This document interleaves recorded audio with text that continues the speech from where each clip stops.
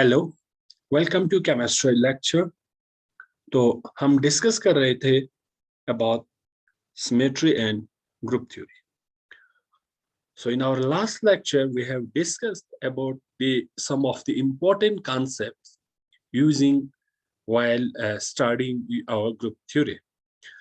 तो वहां पे हमने देखा कल कुछ इंपॉर्टेंट कॉन्सेप्ट हमने डिस्कस किया था, जिसमें दो इंपॉर्टेंट कॉन्सेप्ट हमने देखा। एक आपका सिमेट्री ऑपरेशन था, जो कि एक मूवमेंट होता है किसी भी ऑब्जेक्ट या मॉलिक्यूल में।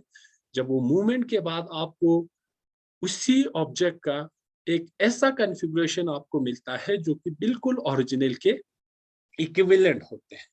ठीक है। Then after the another important concept is our symmetry element. हमने सिमेट्री एलिमेंट के बारे में भी डिस्कस किया, और सिमेट्री एलिमेंट में हमने 5 सिमेट्री इंपॉर्टेंट एलिमेंट हमने देखा था कि इसमें हमारे पास 5 इंपॉर्टेंट सिमेट्री एलिमेंट हमारे पास होते हैं, जिनमें हमारे पास identity element, then we have plane as a symmetry element, then we have rotational axis of symmetry element, then we have center of symmetry and improper axis of symmetry. तो ये 5 symmetry element हमारे पास हैं, जो कि किसी भी molecule की group theory को डिटरमाइन करने में हमें मदद करते हैं। तो आज हम सबसे इंपॉर्टेंट जो हमारे पास सिमेट्री एलिमेंट हैं उसको डिस्कस करने जा रहे हैं, जिसको हम रोटेशनल एक्सिस ऑफ सिमेट्री कह सकते हैं, या इसको हम प्रॉपर एक्सिस ऑफ सिमेट्री भी कह सकते हैं, या हम सिंपली इसको एक्सिस ऑफ सिमेट्री भी कह सकते हैं। सो बाय द नेम इटसेल्फ, नाम से ही हमें पता चल रहा है कि इसको हम क्या कह रहे हैं, rotational axis of symmetry. So this symmetry element is something related with the rotation of an object और ए मॉलिक्यूल। मेनली हम मॉलिक्यूल की बात करते हैं, इसके बाद हम कुछ और ऑब्जेक्ट की सिमेट्री एलिमेंट्स देखेंगे, जिसमें आपका प्रॉपर एक्सिस ऑफ सिमेट्री या rotational axis of symmetry molecule में पाया जाता है। ठीक है। तो सबसे पहला जो इंपॉर्टेंट बात हम रोटेशनल एक्सिस या एक्सिस ऑफ सिमेट्री की बात करेंगे, वो हम देखेंगे जो सिंबल हम यूज करते हैं इस रोटेशनल एक्सिस या प्रॉपर एक्सिस ऑफ सिमेट्री या सिंपली एक्सिस ऑफ सिमेट्री को रिप्रेजेंट करने के लिए। So the symbol mainly used for a proper axis or rotational axis of symmetry is CN. तो ये एक बहुत इंपॉर्टेंट सिंबल है जो कि आपको याद रखना है कि जब भी हम रोटेशनल एक्सिस ऑफ सिमेट्री को रिप्रेजेंट करते हैं तो हम CN से हम रिप्रेजेंट करते हैं, इन विच द N जो हमारा है इसको हम कहते हैं ऑर्डर ऑफ सिमेट्री। इसको हम क्या कहते हैं, ऑर्डर ऑफ सिमेट्री कहते हैं, ऑर्डर ऑफ सिमेट्री। अब ये ऑर्डर क्या है, ऑर्डर मींस जब आप किसी भी ऑब्जेक्ट में प्रॉपर एक्सिस ऑफ सिमेट्री को देखते हैं या रोटेशनल एक्सिस ऑफ सिमेट्री को देखते हैं, तो उस मॉलिक्यूल में जिस एक्सिस में सबसे ज्यादा n का वैल्यू आपको मिलेंगे उसी को हम ऑर्डर कहते हैं। It means the largest value of n, लेकिन कब, such that rotation through 180 degree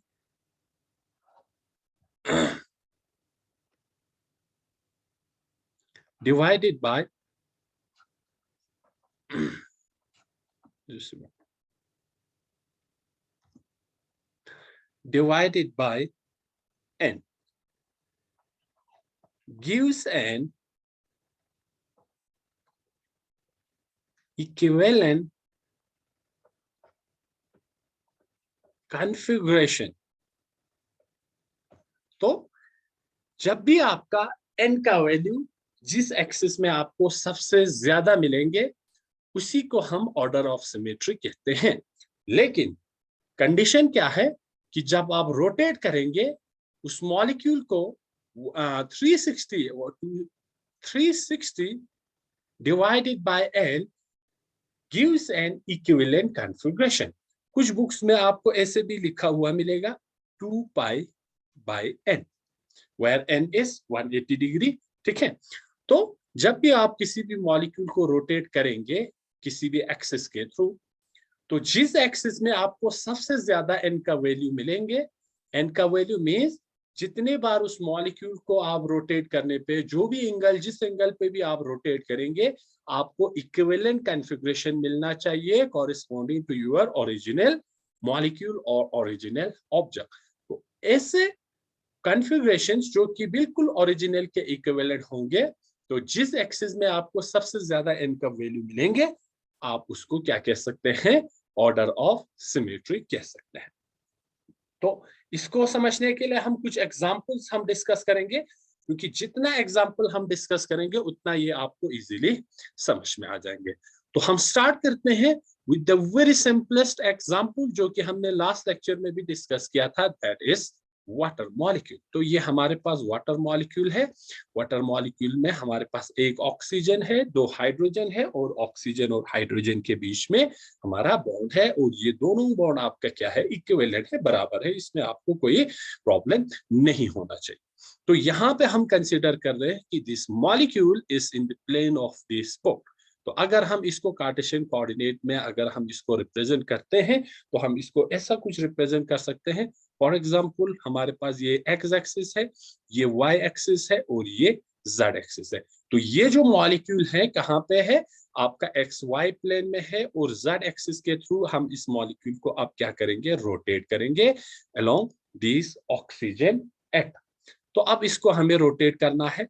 जिस एंगल पे भी आप रोटेट करना चाहेंगे आप रोटेट कर सकते हैं, लेकिन उसी एंगल पे आपको पूरा मॉलिक्यूल को हर बार उसी एंगल पे रोटेट करना है। तो हमने देखा था कि जब हम इस मॉलिक्यूल को 180 डिग्री पे रोटेट करते हैं, when we rotate these molecules by 180 degree, which is theta is equal to 180 degree, इसको हम डिफरेंशिएट करने के लिए इसको 1h लिखेंगे, इसको 2h लिखेंगे। So when you rotate these molecules by 180 degree, you will get a configuration which is this, and now these two hydrogen will exchange its position. तो ये H2 हो गया, ये H1 हो गया। तो आपको ये configuration मिल रहा है। Let's take this as configuration 1 and this is configuration number 2. तो यहाँ पे आपको अगर हम ये 1 और 2 को हटा देते हैं, तो ये दो स्ट्रक्चर्स बिल्कुल आपको देखने में एक जैसा लगेगा, ठीक है। लेकिन इसको समझाने के लिए हमने यहाँ पे 1 और 2 लिखा है, अदरवाइज दोनों हमारे पास क्या है, हाइड्रोजन है, तो इनमें कोई डिफरेंस नहीं है, बिल्कुल देखने में आपको एक जैसे, ठीक है। तो ऐसे configuration which is equivalent to your original configuration. So one is your original configuration, second one is your equivalent configuration, not original configuration, क्योंकि यहाँ पे दो हाइड्रोजन जो थे इन्होंने अपना पोजीशन एक्सचेंज किया है। So again, if you rotate these molecules by further 180 degree Celsius, इसको अगर आप थीटा 180 डिग्री सेल्सियस से और इसको आप रोटेट करते हैं, then again you will get a configuration like this. Now again this hydrogen will exchange its position and we will get 1h here and 2h here. So अब यहां से आपको क्या पता चल रहा है कि let's take this as configuration number 3. अब आपके पास 3 स्ट्रक्चर है, 1 है, 2 है, 3 है। अगेन सारा आपका क्या है, वाटर मॉलिक्यूल है। वाटर मॉलिक्यूल में सिर्फ हमारा यहाँ पे डिफरेंस क्या आ रहा है कि अगर हम कॉन्फ़िगरेशन नंबर 2 को देखते हैं, तो यहाँ पे जो हाइड्रोजन पहले राइट साइड में था वो लेफ्ट साइड में चला गया, जो लेफ्ट साइड में था वो राइट साइड पे आ गया। फर्दर 180 डिग्री पे आप रोटेट करने पे वापस हाइड्रोजन 1 अपने लेफ्ट साइड पे आ गया, वो हाइड्रोजन 2 अपने राइट साइड पे चला गया। तो यहाँ पे हमें क्या पता चल रहा है कि your configuration, so I can write here is configuration 1 and 2 is equivalent. Configuration 1 और 2 क्या है, equivalent है, not identical, but configuration 1 and 3 is identical. अब ये इक्विवेलेंट और आइडेंटिकल हमें कैसे, कहां से ये इसको हमने डिफरेंशिएट किया, सिर्फ हमने डिफरेंशिएट किया with the position of hydrogen 1 and hydrogen 2। Although हमारा दूसरा जो कॉन्फ़िगरेशन है it is indistinguishable from the first one, but it is not the first one.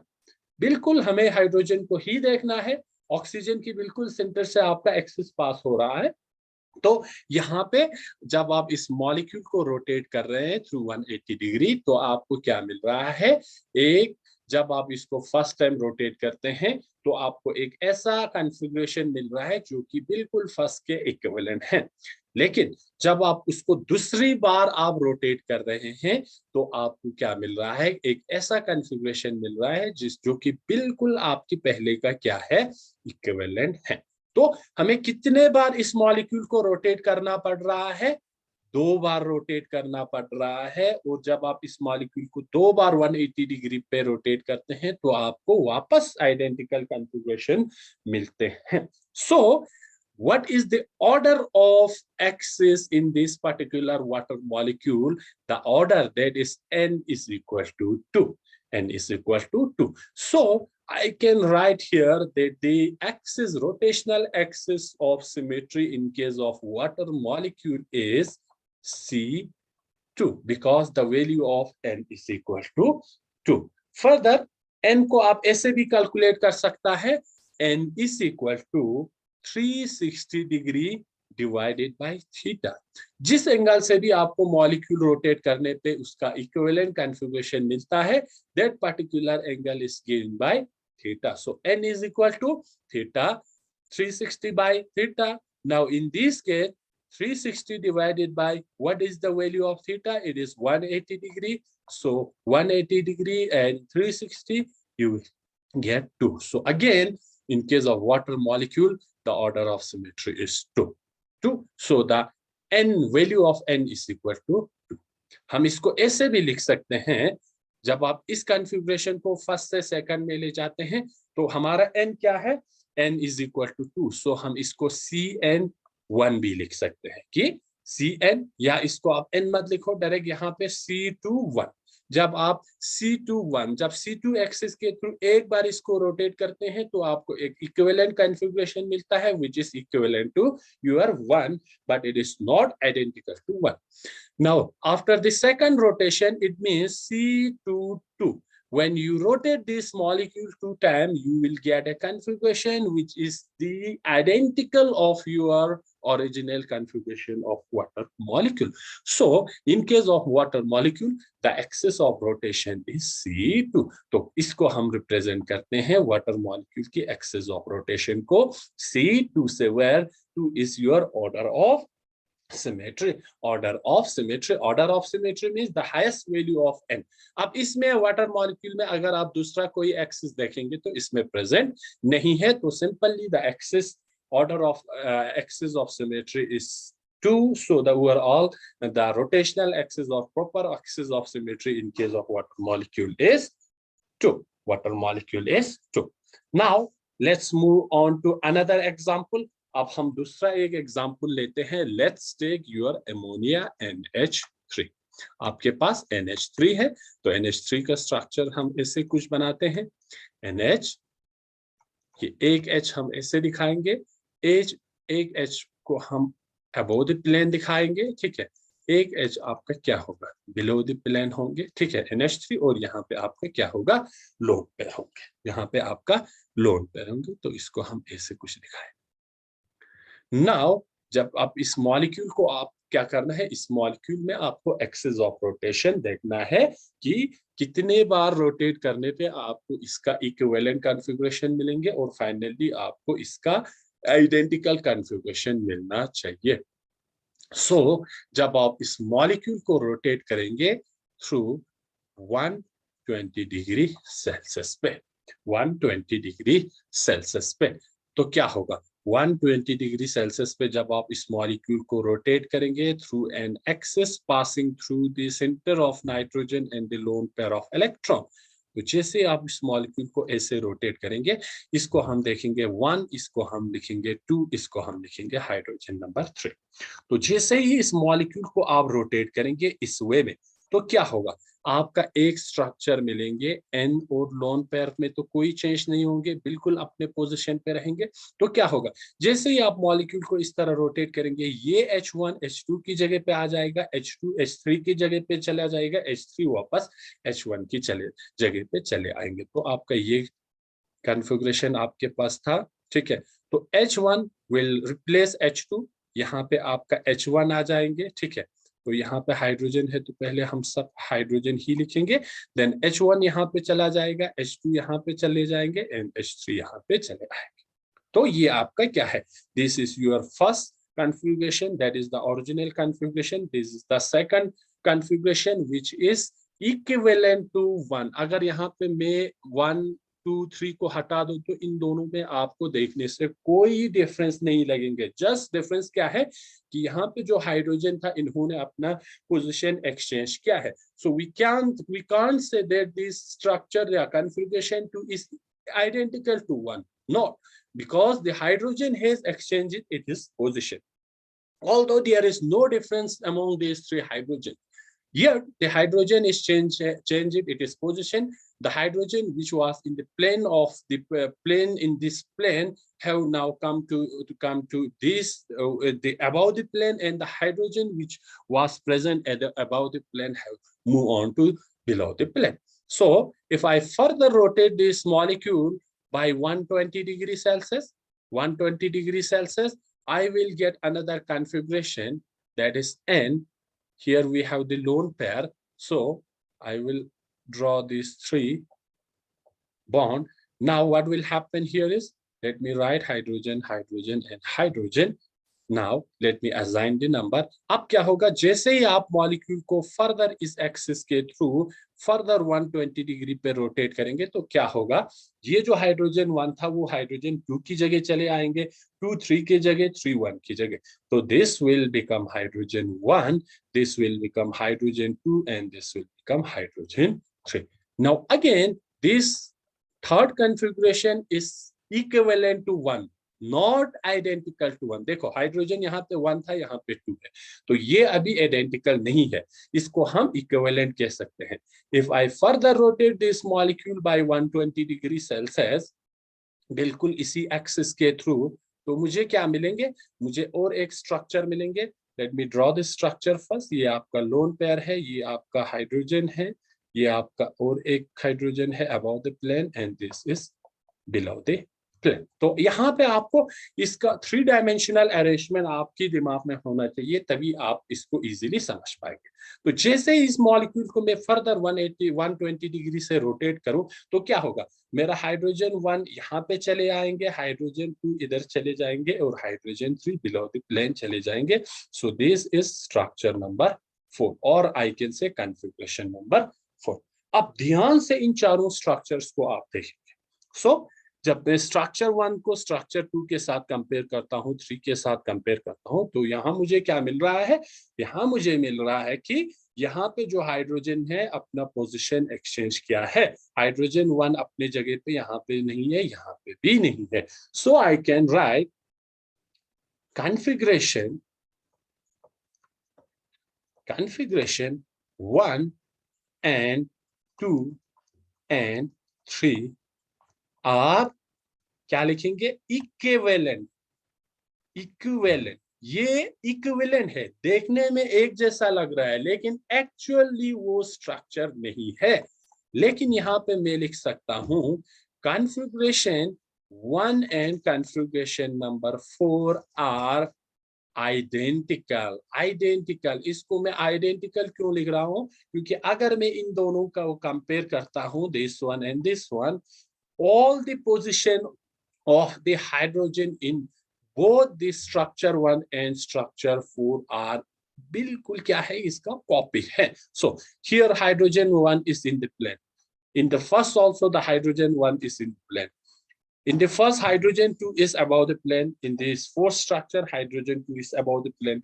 Hydrogen 3 is below the plane, hydrogen 3 is below the plane, and there will be no change in the position of nitrogen and the lone pair. So, my configuration 1 and configuration 4 are identical. मैं क्या कह सकता हूँ, configuration 1 और configuration 4 क्या है, identical है। तो इसको मैं कैसे लिख सकता हूँ, C टोटल मैंने कितने बार रोटेट किया, C1, C2, and I have C3. So, what will be the order of this symmetry? N is equal to 3. n is equal to 3. Again we can calculate n from here. 360 divided by theta. Theta मेरे पास क्या था? 360 divided by 120.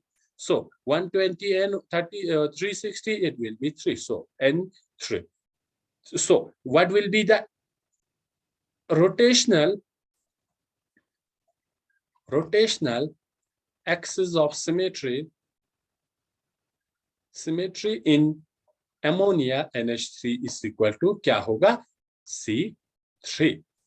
तो इसको मैं ऐसे लिख सकता हूँ C31, C32, C33. और हमेशा एक बात आपको याद रखना है कि जब आपका C33 बनते हैं, your C33 is equivalent to identity. C33 is equal to identity. C33 means जब आप इसको 3 बार रोटेट करते हैं तो 4th स्ट्रक्चर और 1 में कोई डिफरेंस नहीं है, तो इसको हम क्या कहते हैं? Identity. Identity is, you can define identity in 2 ways. एक तो आपको क्या होगा? 360 डिवाइडेड बाय 360 पे जब आप रोटेट करेंगे तो 1 मींस वापस आपका स्ट्रक्चर आएंगे, ऐसे एक्सप्लेन कर सकते हैं. दूसरा आइडेंटिटी को एक्सप्लेन कर सकते हैं डूइंग नथिंग. जब आप मॉलिक्यूल के साथ कुछ नहीं करेंगे तो उसको भी आइडेंटिटी कहेंगे. जब आप मॉलिक्यूल को कुछ नहीं करेंगे तो उनके स्ट्रक्चर्स में कोई डिफरेंस नहीं होगा. सो C33 is equivalent to identity. In case of water molecule, C22 is equivalent to identity. तो ऐसे आप axis, proper axis of rotation, या हम ये कह सकते हैं rotational of axis of rotation, किसी भी मॉलिक्यूल में आप निकाल सकते हैं. ठीक है. तो इसके साथ हम कुछ और स्ट्रक्चर्स आपको यहाँ पे मैं दिखाता हूं और देखते हैं अगर हम मॉलिक्यूल के साथ हट के किसी दूसरे स्ट्रक्चर्स में अगर हम एक्सिस ऑफ रोटेशन देखें तो कैसा एक्सिस ऑफ रोटेशन हमें मिल सकता है.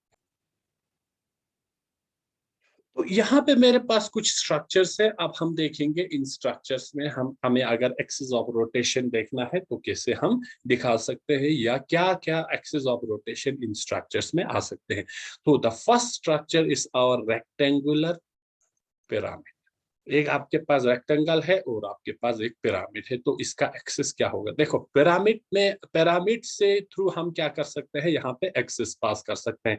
So through this pyramid axis we can pass the axis of symmetry from the center of this rectangle, and if we rotate this molecule, this structure through, अब rectangle में हमारे पास क्या है? Rectangle के 2 sides हमें बराबर मिलता है. ये साइड बराबर मिलेंगे और ये 2 साइड बराबर मिलेंगे. तो अगर इसको हम 180 डिग्री पे रोटेट करेंगे तो ये क्या होगा?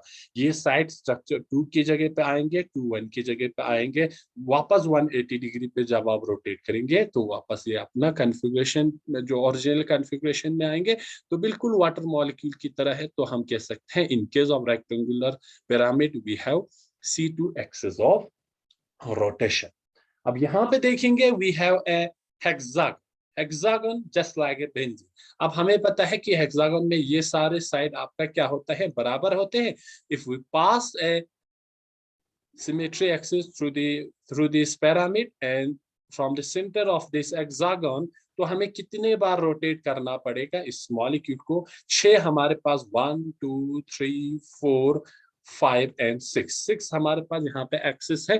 तो इसको वापस अपने कॉन्फ़िगरेशन पे आने के लिए हमें इसको 6 बार रोटेट करना होगा. तो मेरे पास आएंगे C6. उसी तरह हेप्टागन में मेरे पास 7 साइड है, 7 एक्सिस है. तो इसमें मैं लिख सकता हूँ I have C7 axis of rotation in this molecule. Now I have a pentagon. I have 5 यहाँ पे coordinate है. If I pass the axis through the center of pyramid and the center of this hexagon, what will be the axis of rotation? Here I have C5 axis of rotation. Now here I have an octagon. मेरे पास क्या है? Octagon. Octagon means I have 8 axes. 1 2 3 4 5 6 7 and 8. तो कितने बार rotation करना पड़ेगा मुझे इसको वापस अपने स्ट्रक्चर पे लाने के लिए? 8 बार. So I can say this octagon is 8. The order is 8. It means I have to rotate 8 times to give the identical configuration of this octagon para. तो ये सिंपली हम इसे एक्सिस ऑफ रोटेशन किसी भी मॉलिक्यूल में define कर सकते हैं. Now let's come to the classification of rotational axis. Classification of rotational axis, rotational axis. अब ये जो रोटेशनल एक्सिस है या प्रॉपर एक्सिस ऑफ सिमेट्री है या रोटेशनल एक्सिस ऑफ सिमेट्री है, this rotational axis of symmetry we can classify this into two categories. हम दो कैटेगरीज में रोटेशनल एक्सिस ऑफ सिमेट्री को क्लासिफाई कर सकते हैं। The one is our principal rotational axis, principal rotational axis जिसे हमने CN से हमने रिप्रेजेंट किया था, where N is equal to highest. So principal axis of rotation axis कौन से हैं? ये वो एक्सिस हैं जिसके थ्रू आपको सबसे ज्यादा हाईएस्ट N का वैल्यू आपको मिलेंगे।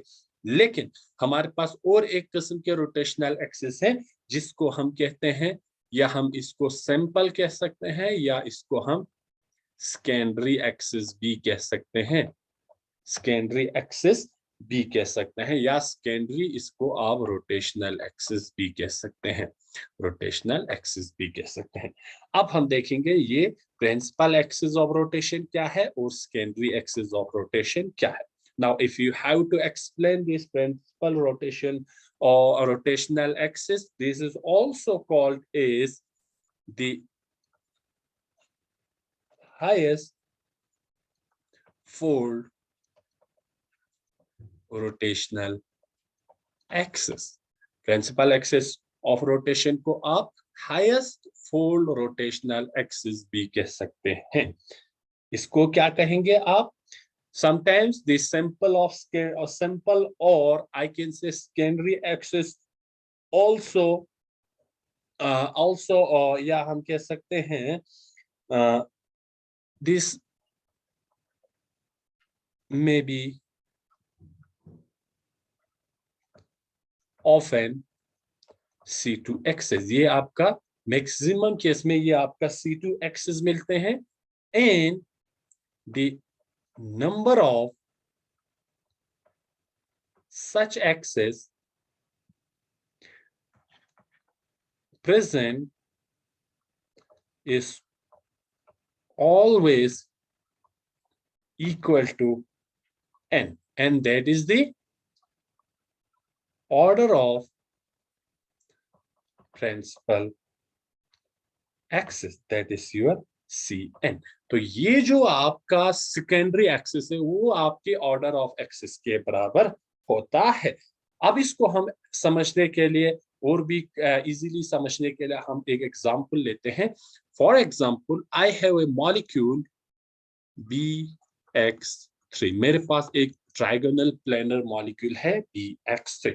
अब ये जो axis of rotation, rotational axis of rotation को हम क्लासिफाई कर रहे हैं, वो इसलिए कर रहे हैं क्योंकि कुछ मॉलिक्यूल्स ऐसे होते हैं जिसमें आपका एक से ज्यादा rotational of axis of symmetry पाया जाता है।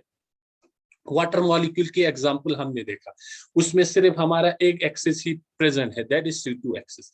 एमोनिया हमने देखा, एमोनिया में आपका क्या था, C3 axis of rotation present है।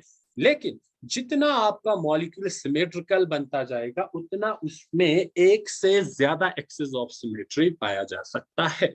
Now let's see the example of this BX3। I have a trigonal planar molecule BX3। तो ये मेरे पास BX3, ये X है, ये X है, X है, तो ये मेरा एक ट्राइगोनल प्लेनर मॉलिक्यूल है। अब इसको समझने के लिए मैं क्या करता हूँ, इसको 1 लिखता हूँ, इसको 2 लिखता हूँ, इसको 3 लिखता हूँ, ठीक है। तो ये मेरे पास BX3 है। अब अगर इसको मैं 180 डिग्री पे रोटेट करता हूँ तो मुझे एक कॉन्फ़िगरेशन मिलेंगे which is very similar to your original configuration but it is not identical to original configuration। तो जैसे ही मुझे क्या करना है, इस B के थ्रू एक्सिस लगाना है which will be the perpendicular to this plane, ठीक है। तो इस मॉलिक्यूल को जब मैं रोटेट करूं, मुझे एक्सिस लगाना है बिल्कुल B के थ्रू, B के यहाँ से इसके थ्रू सेंटर से परपेंडिकुलर मुझे एक एक्सिस लगाना है which I can represent is in case of Cartesian coordinate that this is X Y Z, तो मेरा मॉलिक्यूल वाई जेड प्लेन में है, X is perpendicular to this plane, तो एक्स के थ्रू मुझे यहाँ पे एक्सेस लगाने हैं, ठीक है। तो इस मॉलिक्यूल को जब मैं ऐसे रोटेट करूंगा तो क्या होगा, 180 डिग्री 120 डिग्री, नॉट 180, 120 डिग्री पे जब इस मॉलिक्यूल को मैं रोटेट करूं तो x1 x2 की जगह पे आ जाएंगे, x2 x3 की जगह पे चले जाएंगे, x3 x1 की जगह पे चले आएंगे। तो this is my first configuration, this is my second configuration which is equivalent to 1 but it is not identical to 1। Now again इसको जब मैं फर्दर 120 डिग्री सेल्सियस पे रोटेट करूं तो मेरे पास कॉन्फ़िगरेशन मिलेंगे बी, this is x x x, but this x will change its position, 1 चले आएंगे 2 की जगह पे, 2 चले आएंगे यहाँ 3 की जगह पे, 3 चले आएंगे यहाँ 1 की जगह पे। Again this is my configuration number 3। इन दोनों को मैं कंपेयर करूं तो ये इक्विवेलेंट है, आइडेंटिकल नहीं है। देखो यहाँ पे 2 है, यहाँ पे 3 है। तो फर्दर अगर इसको मैं 120 डिग्री पे और रोटेट करता हूं तो क्या होगा, मेरे पास एक कॉन्फ़िगरेशन मिलेंगे बी, एक्स एक इधर इधर इधर। Now x x x, molecule को बिल्कुल जो जिस तरह आप फर्स्ट स्ट्रक्चर में आपने इसका रोटेशन दिखाया है, बिल्कुल सब में इसी तरह रोटेशन दिखाना है। वापस दूसरे डायरेक्शन में आप मॉलिक्यूल को रोटेट नहीं कर सकते हैं। तो इसको फर्दर में 120 डिग्री पे रोटेट करने पे क्या होगा, मेरा 1 इधर चले आएंगे, 2 की जगह 2 इधर चले आएंगे, 3 की जगह 3 वापस अपने पोजीशन पे चले जाएंगे। तो दिस इज नंबर 4। सो कितने बार मुझे इसको रोटेट करना पड़ा, तो ये मेरे पास एक्चुअल में 3 बार मुझे रोटेट करना पड़ रहा है। C3 1, C3 2, C3 3, C3 3 is identical to identity. It means that 1 and 4 is identical. So I can write it is configuration 1 and 4 is identical, but my configuration 1 and 2nd and 3rd is equivalent। क्या है, equivalent है, identical नहीं है, क्योंकि x ने अपना position change किया है। जो x पहले 1 पे था वो 2 की पोजीशन पे आ गया, 2 3 की पोजीशन पे चला गया, 3 1 की पोजीशन पे चला गया। यहाँ पे क्या हो गया, 1 2 की पोजीशन पे चला गया, 2 3 की पोजीशन पे चले आए, 2 3 की पोजीशन पे, 3 1 की पोजीशन पे चले गए। सो these two structure is equivalent to 1 and structure number 4 is equivalent to your structure 1. So in case of this I can write the axis of symmetry in case of this BX3 molecule is C3. Now this is my principal axis of rotation because यहाँ पे मेरा n का value सबसे ज्यादा मिल रहा है। अब इस मॉलिक्यूल में मुझे और एक्सेस कहाँ से मिल सकता है, इसको समझने के लिए हम वापस इस स्ट्रक्चर को यहाँ पे आपको बनाते हैं। तो मेरा मॉलिक्यूल है BX3, X X X3। अब देखो यहाँ पे मेरे पास ये X1 था, X2 था, X3।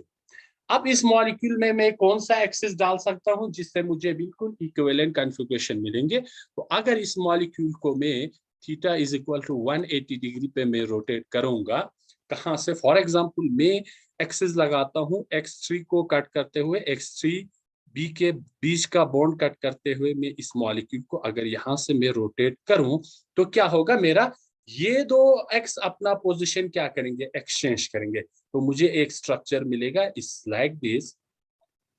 ये x3 तो बिल्कुल अपने पोजीशन पे रहेंगे, ये दो अपना पोजीशन क्या करेंगे, एक्सचेंज करेंगे। तो यहाँ पे x1 था तो वो ये इधर चले आएंगे, ये आपके वापस इधर चले, ठीक है। तो ये मेरा x3 अपने जगह पे रहेंगे। अब फर्दर मैं इस मॉलिक्यूल को वापस अगर मैं रोटेट करता हूं इस एक्सिस के थ्रू तो मुझे और फर्दर, लेकिन मुझे आना है इसको 180 डिग्री पे रोटेट करना है। तो मुझे और एक कॉन्फ़िगरेशन मिलेंगे जिसमें क्या होगा, ये x वापस अपने पोजीशन पे आ जाएंगे, x3 में कोई चेंज नहीं होगा, x1 वापस अपने पोजीशन पे आएंगे, x2 मुझे अपने पोजीशन पे चले आएंगे। सो I can say configuration 1 and configuration 2 is equivalent, configuration 1 and configuration 2 is equivalent. ये आइडेंटिकल नहीं है क्योंकि x ने अपना पोजीशन एक्सचेंज किया है, but My configuration 1 and configuration 3 is identical, लेकिन यहाँ पे मॉलिक्यूल को मुझे कितने बार रोटेट करना पड़ा? 2 बार. तो I can write it as C21, C22, and this C22 is equivalent to identity, which is doing nothing. It means that इन दोनों में आपको कोई डिफरेंस नजर नहीं आएंगे. यहाँ पे 3 था, यहाँ पे X3 है, यहाँ पे B है, B है, यहाँ पे X1 है, यहाँ पे भी X1 है, यहाँ पे X2 है, यहाँ पे X2 है. लेकिन अब इन दोनों में मुझे डिफरेंस क्या मिल रहा है? यहाँ पे मेरा n का वैल्यू 3 है, यहाँ पे मेरा n का वैल्यू क्या है? 2 है. तो मेरा प्रिंसिपल एक्सिस कौन सा हुआ? This is my principal axis, this is my principal axis, this is my secondary, और इसको मैं कह सकता हूं सैंपल एक्सिस. इसी तरह इस मॉलिक्यूल में मैं एक्सिस डाल सकता हूं x1 b को कट करते हुए. ठीक है, जब इस मॉलिक्यूल को मैं ऐसे रोटेट करूंगा तो क्या होगा? ये दो एक्स अपना पोजीशन एक्सचेंज करेंगे, 2 बार रोटेट करने पे वापस मेरा कॉन्फ़िगरेशन मिलेंगे. फर्दर एक्सिस में कहां से लगा सकता हूं? x2b को कट करते हुए जब इस मॉलिक्यूल को मैं ऐसे रोटेट करूंगा तो मेरा x1 और x3 अपना पोजीशन एक्सचेंज करेंगे. सो मैं इस मॉलिक्यूल को 3 तरीके से मैं इस मॉलिक्यूल को इक्विवेलेंट कॉन्फ़िगरेशन में ला सकता हूं. तो आई can right it is this is 1c2, this is 2c2, इसके थ्रू मैं करूंगा तो 3c2. So I can write here is the principal axis is C3. Secondary axis कितना है इसमें? सेकेंडरी एक्सिस, लेकिन सेकेंडरी एक्सिस क्या है? रोटेशनल एक्सिस है. इसमें मैं लिख सकता हूं 3c2. 3c2 मीन्स 3 मेरा c2, एक x3b को कट करते हुए, एक मेरा x2b को कट करते हुए, मेरा x1b को कट करते हुए. तो मेरा मॉलिक्यूल में principal axis of symmetry is c3 and the secondary axis in case of this molecule is c2. कितना है इसमें? 3c2 है. 3c2 के थ्रू मैं इस मॉलिक्यूल को क्या कर सकता हूं? रोटेट कर सकता हूं, जिसमें मुझे क्या मिलेंगे? मुझे मिलेंगे secondary axis. Now why this is our principal axis? इसको हमने प्रिंसिपल एक्सिस क्यों कंसीडर किया? Because in this the value of n is highest. यहाँ पे मेरा n का वैल्यू क्या है? हाईएस्ट है. अब यहाँ पे मेरा 2 है, यहाँ पे 3 है. कौन सा ज्यादा बड़ा है? 3 बड़ा है. तो C3 is my principal axis and C2 is my secondary axis.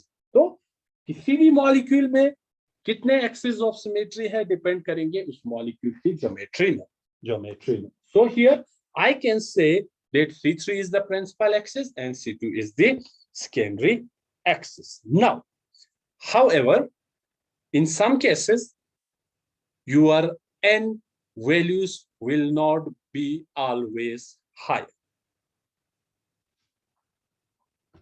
यहां पे मैं लिख सकता हूं however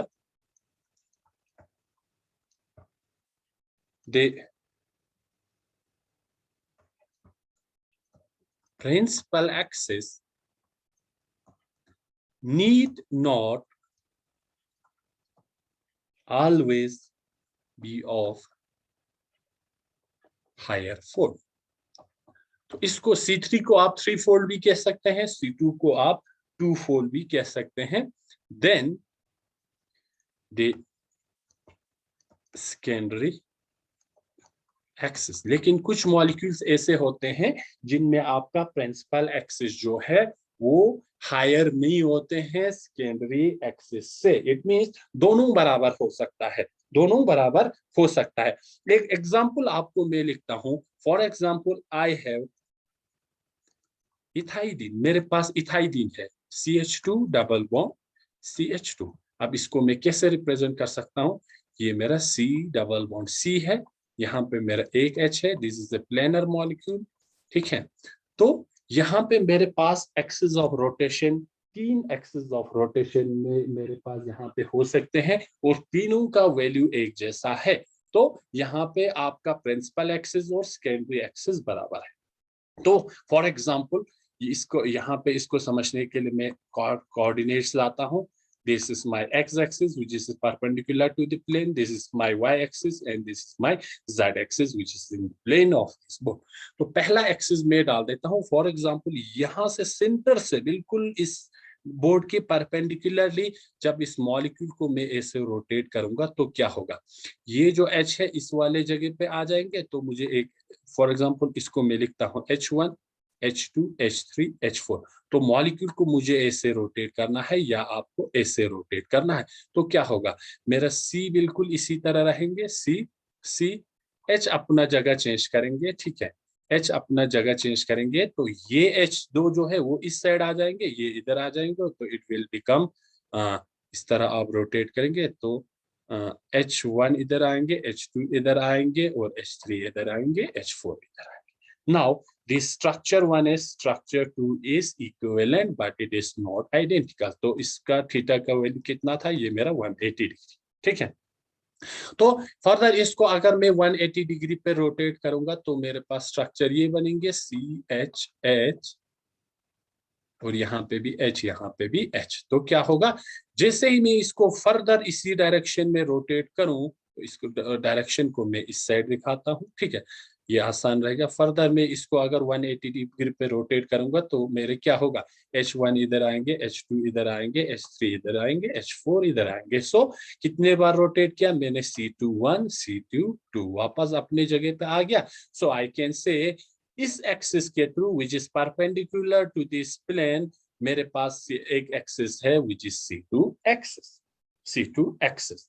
अब इसी मॉलिक्यूल को मैं रोटेट कर सकता हूं इस एक्सिस के थ्रू. ये मेरा मॉलिक्यूल को मैं फिर से ड्रॉ करता हूं ताकि आप लोगों को यहाँ पे कंफ्यूजन ना हो. तो दिस इज माय H, तो this is H, this is H1, H2, H3, H4.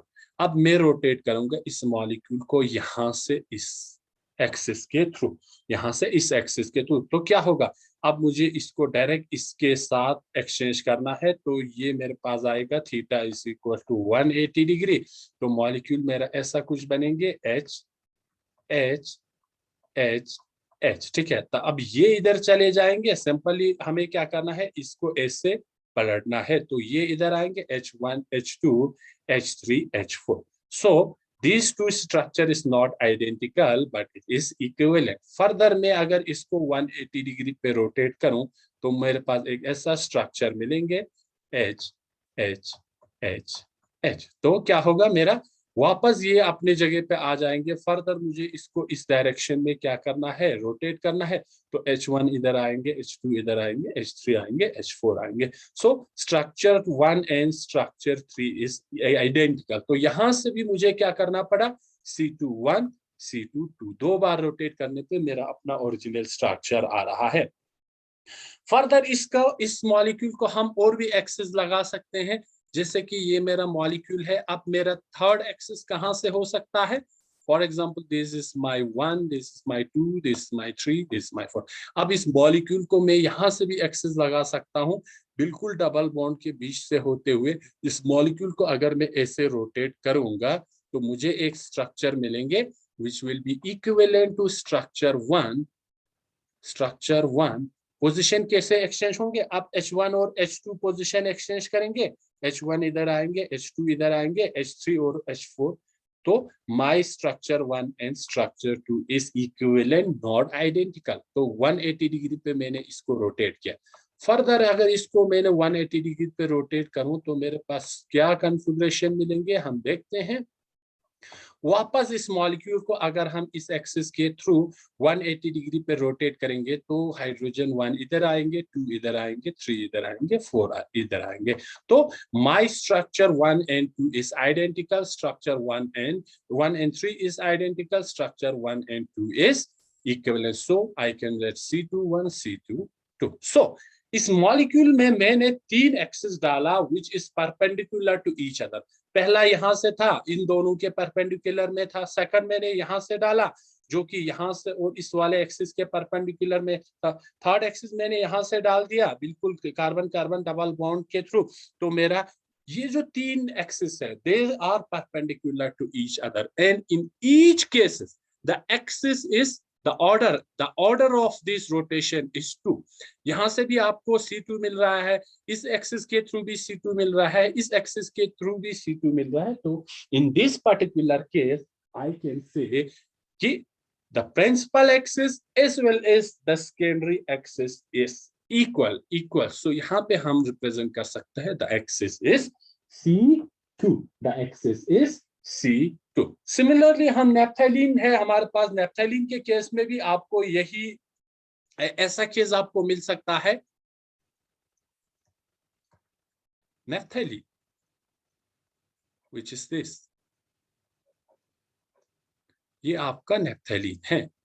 तो इसमें भी आपको 2 C2 मिल सकता है. दोनों आपका एक्सिस जो है 2 ही रहेंगे. एक बार मॉलिक्यूल को जब इस बॉन्ड के थ्रू आप रोटेट करेंगे इस तरह, तो ये 2 रिंग अपना एक्सचेंज करेंगे, तो ये आपका C2 बनेगा.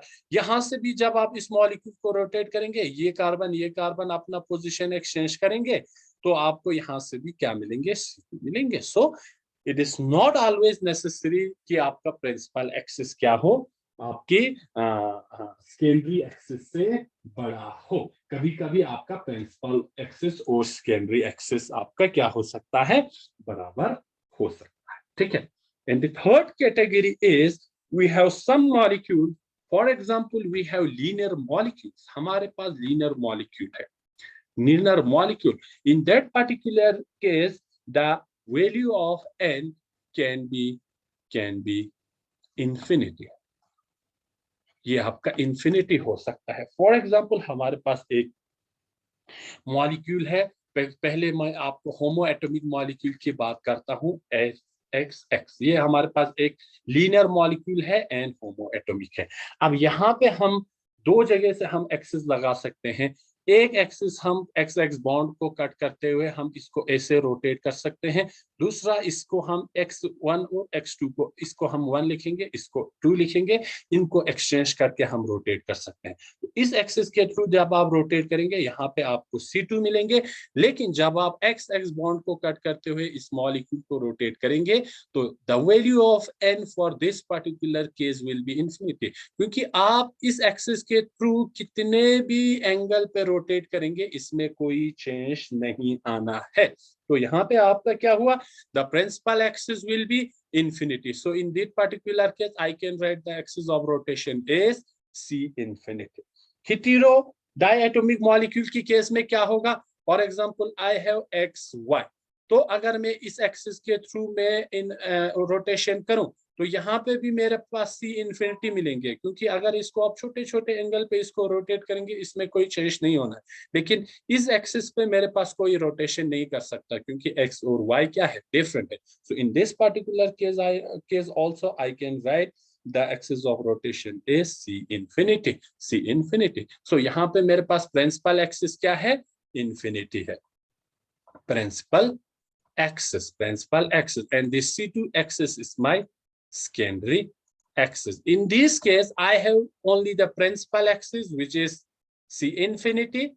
I have no secondary axis in this linear molecule. तो ऐसे हम axis of rotation निकाल सकते हैं, and the axis of rotation will depend upon the geometry of that particular